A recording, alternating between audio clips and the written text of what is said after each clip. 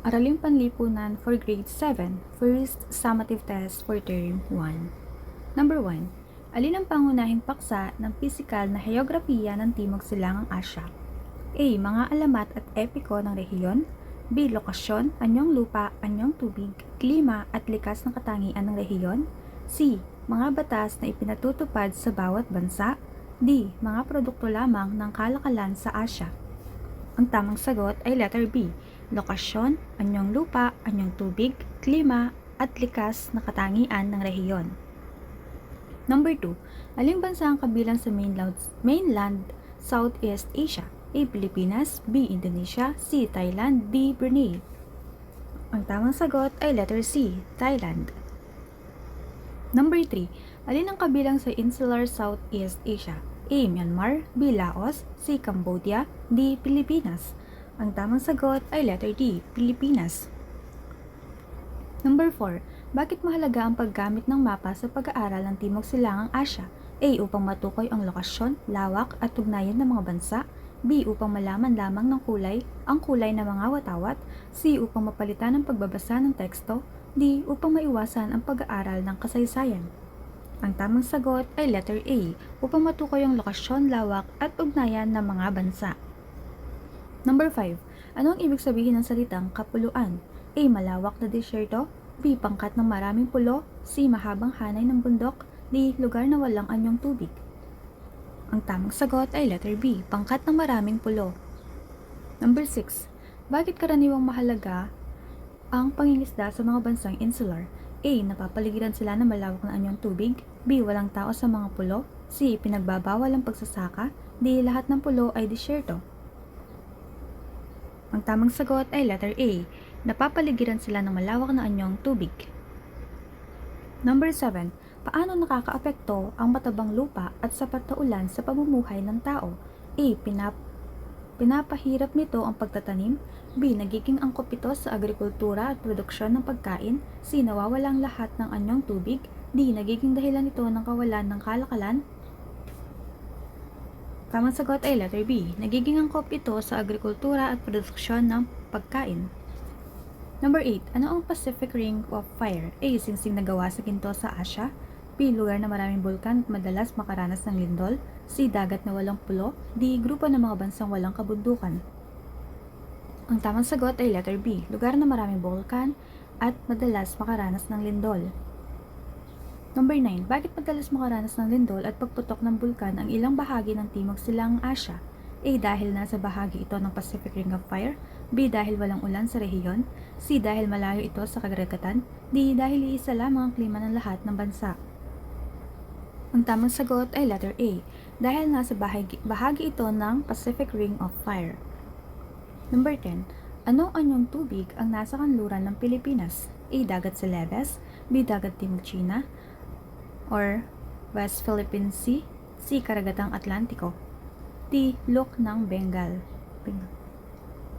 Ang tamang sagot ay letter B. Dagat Timog China or West Philippine Sea. Number 11. Alin ang halimbawa ng hamong pangkapaligiran sa Timog Silangang Asya? A. Deforestation. B. Pagdami ng aklatan. C. Pagpapagawa ng paaralan. D. Pagsasaayos ng silid-aralan. Ang tamang sagot ay letter A. Deforestation. Number 12. Ano ang maaaring epekto ng red tide sa tao? A. Mas mapapabilis ang paglalakbay. B. Maaaring makalaso ng pagkain ng kontaminadong lamang dagat. C. Nagpapalago ito ng kagubatan. D. Nagpapababa ito ng presyo ng bigas. Ang tamang sagot ay letter B. Maaaring makalaso ng pagkain ng kontaminadong lamang dagat. Number 13. Paano nakatutulong ang pangangalaga sa kagubatan upang mabawasan ang siltation? A. Pinatitibay ng mga puno ang lupa, kaya nababawasan ang pagguho nito papunta sa ilog. B. Pinatutuyo nito ang lahat ng ilog. C. Pinapabilis nito ang pagputol ng kahoy. D. Pinadadami nito ang basura sa dagat. Ang tamang sagot ay letter A. Pinatitibay ng mga puno ang lupa, kaya nababawasan ang pagguho nito sa papunta sa ilog. Number 14. Ano ang heograpiyang pantao? A. Pag-aaral ng ugnayan ng tao, kultura, kabuhayan, paniniwala at kapangyarihan sa isang lugar.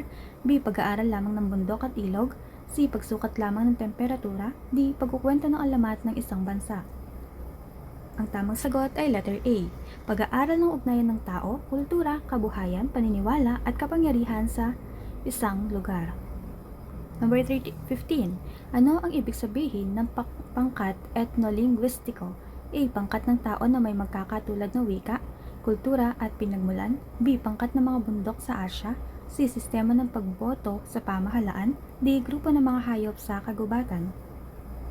Ang tamang sagot ay letter A. Pangkat ng tao na may magkakatulad na wika, kultura at pinagmulan. Number 16. Alin ang dalawang pangunahing batayan ng pagkakakilanlan ng pangkat etno-linguistiko? A. Wika at etnisidad. B. Kulay ng damit at lagyan ng bahay. C. Bilang ng sasakyan at kita. D. Panahon at temperatura. Ang tamang sagot ay letter A. Wika at etnisidad. Number 17. Bakit mahalaga ang wika sa isang pangkat? A. Dahil ito ay imbakan at tagapagpasa ng kultura. B. Dahil pinapalitan nito ang kasaysayan. C. Dahil pare-pareho ang wika ng lahat ng bansa. D. Dahil ito lamang ang batayan ng yaman. Ang tamang sagot ay letter A. Dahil ito ay imbakan at tagapagpasa ng kultura.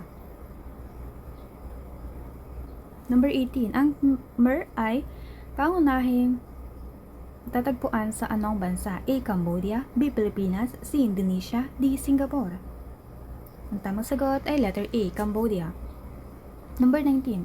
Saan kabilang ang Javanese at Balinese? A. Vietnam. B. Indonesia. C. Laos. D. Myanmar. Ang tamang sagot ay letter B. Indonesia. Number 20. Aling pangkat ang pangunahing pangkat sa Vietnam? A. King of Vietnamese. B. Tagalog. C. Khmer. D. Javanese. The correct answer is letter A. King of Vietnamese. Number 21. Anong relihiyon ang nangingibabaw sa Thailand? A. Buddhism. B. Islam. C. Kristyanismo. D. Hinduism. Ang tamang sagot ay letter A. Buddhism. Number 22. Anong relihiyon ang laganap sa Indonesia at Malaysia? A. Islam. B. Buddhism. C. Kristyanismo. D. Shintoism or Shintoismo. The correct answer is letter A. Islam. Number 23. Ano ang kahulugan ng animism? A. Paniniwalang may espiritu ang kalikasan at mga bagay sa paligid. B. Sistema ng pagsukat ng kita ng bansa. C. Paraan ng pagtatanim ng palay. D. Pag-aaral ng mga sinaunang gusali. Ang tamang sagot ay letter A. Paniniwalang may espiritu ang kalikasan at mga bagay sa paligid. Number 24. Ano ang GDP?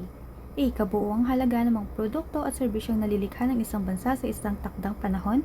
B. Bilang ng relihiyon sa isang bansa. C. Sukat ng lalim ng dagat. D. Talaan ng lahat ng pangkat etniko. Ang tamang sagot ay letter A. Kabuuang halaga ng mga produkto at serbisyong nalilikha ng isang bansa sa isang takdang panahon. For the last number 25, paano dapat ipakita ang paggalang sa mga pangkat etnolinguistiko sa Timog Silangang Asya? A. Kilalanin at igalang ang kanilang wika, paniniwala at kultura. B. Pagtawanan ang kanilang kaugalian. C. Ipagpalagay na mas mababa sila kaysa sa iba. D. Iwasang pag-aralan ang kanilang kasaysayan. Ang tamang sagot ay letter A. Kilalanin at igalang ang kanilang wika, paniniwala at kultura.